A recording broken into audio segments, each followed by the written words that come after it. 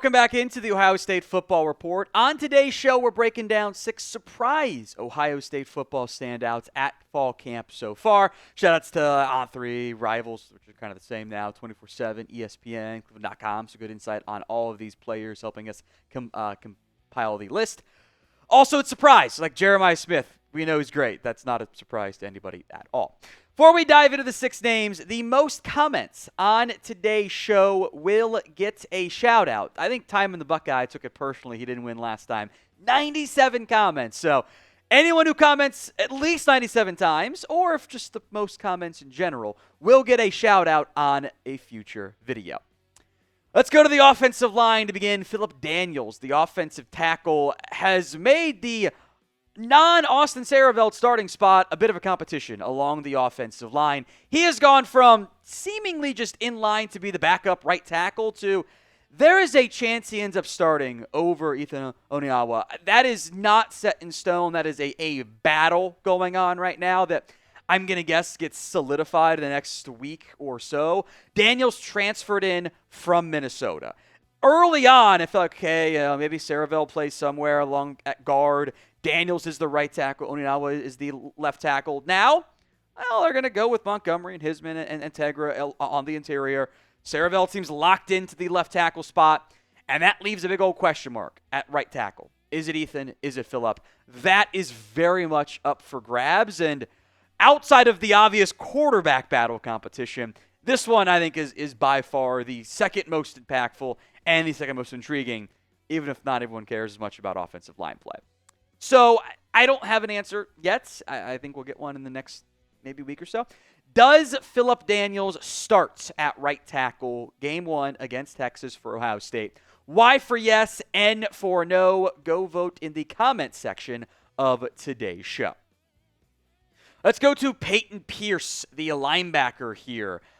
This is I think a quality player who he's going to be the third linebacker on the roster. He's not going to be the starter, so to speak, when the Buckeyes do, it's 2025. Most teams run some variation of nickel with 5 defensive backs out there as a starter. Even if that 5th guy is like a safety hybrid overhang guy, he's going to be the third option. He's not going to be the super hardcore core piece of the linebacker room, but he's going to be involved. In the same way that other linebackers played last year, Pierce is going to play too. Here's what Matt Patricia said on Pierce. Said everyone is going to feel Pierce right away. He comes downhill with a physicality that is phenomenal. He's a physical player. James Laurinaitis had some similar praise for Matt Patricia. Maybe Ryan Day has given him some love as well. Overall, this is very much a player who is going to find a role, even if it ends up being a non-elite starting type of role. He didn't do much last year. It was 4 tackles. This is not necessarily a true try-hard, household name. But after losing Simmons to the NFL, I think Pierce has a chance to be involved with this group and be a piece who ends up being impactful for Ohio State, even if it is in a third linebacker type of role. That I think, honestly, moving TJ Hicks, who we'll discuss, to edge, and having Sonny Styles and Arvell Reese be involved does benefit Pierce. And with a good linebacking core, I'm not out. I think Riley Pettijohn's going to be a good piece long term. Garrett Stover is going to be a potential piece down the line. We'll see how Ty Howard ends up impacting this team too. But Styles and Reese are obviously linebacker 1 and 2. What's to stop Pierce from playing the role that Arvell Reese played last season? This Ohio State polo is on sale. Was $40, now it is just $24. That's chatsports.com/OSU polo. Link will be in the comments section and the description of today's show. That's chatsports.com/OSU polo. Next up on the surprise standout side, how about running back Bo Jackson, who obviously the top backs on this team in some order in a hybrid committee role are going to be James Peoples and going to be C.J. Donaldson. But I do think Bo Jackson has a real chance to be a huge part of that second group, so to speak, of maybe being the lead third back for the Buckeyes. That wouldn't shock me. He was top 175 overall recruit as a true freshman, number 6 player in the state of Ohio. I know producer, soon-to-be host Billy called a game for him last year. 5 touchdowns in the game because high school stats are fun. He seems to have impressed enough, even with some positive buzz for Sam Liam-Dixon. Turbo Rogers might be fun long-term, but he's kind of playing catch-up, just not having been involved in the spring, being a summer enrollee. I think he's going to be your third back this year. Also, his name is Bo Jackson. Like, why is this? This actually shouldn't be a surprise. If your name is Bo Jackson and you play running back, there's no way you're not at least a good college running back, right? Like, I feel like that one was just overthought. Like, there should have been in the recruiting rankings, you should have been boosted up by like at least 50 spots because your name is Bo Jackson. Like, that, to me, should have been a no-brainer. I'm only partially kidding on that, by the way. Now, we're going to have more Ohio State football coverage for you all season long. I mentioned producer Billy. He's going to take over as the full-time Ohio State host here so we can do even more videos for you in the near future. So hit that sub button so you don't miss out.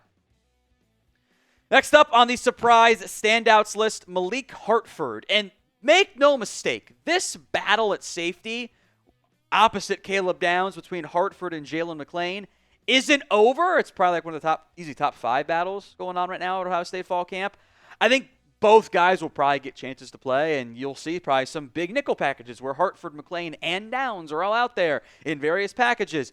But Hartford in particular has drawn a good amount of praise from On3 as of late for how he has looked so far at fall camp. Neither guy has played nearly enough to go, okay, we know how these guys, they have not played enough.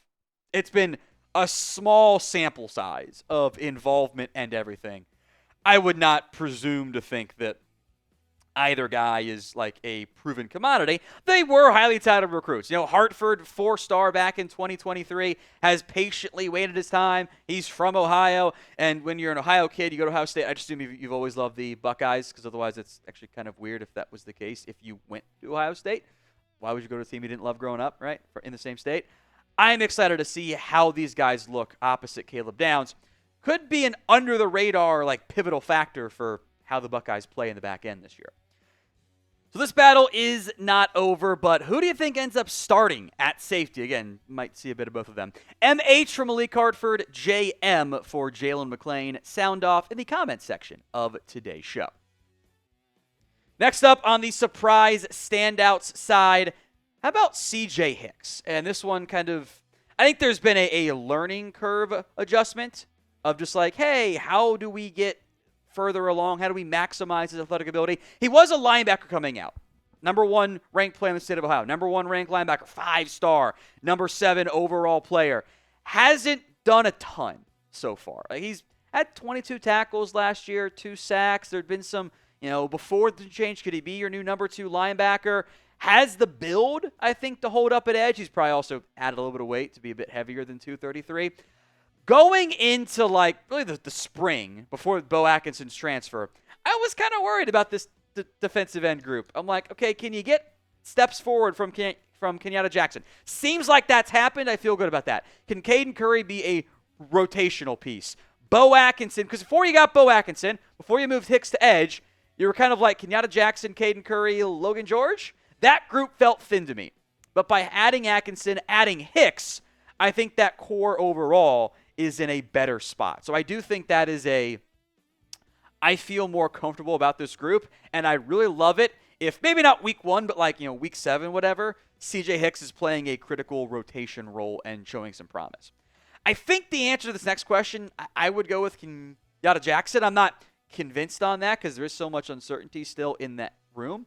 Who do you think ends up leading Ohio State in sacks this year? Let me know in the comments of today's show. Jelani Thurman is next up here. This is the tight end for Ohio State.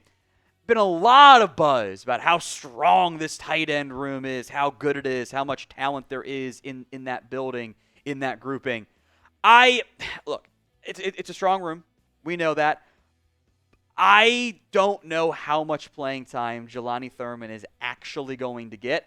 I'm glad that the reviews have been positive. He's doing good stuff. He's being impactful. All that is good. You want to have depth in that room. He had 4 catches last year for 42 yards and a touchdown. I probably gets more chances, but I don't know if it's going to be drastically more. Like, I don't know if he's really going to be overly involved with the way this room shakes out, at least not this year. This could be a stat good things, and if Max Clare does go pro next year, well, then now as a junior, Thurman takes a huge step forward. He was a highly touted recruit coming out of Georgia. Buckeyes went down south to get him. 111 overall, number 4 ranked tight end.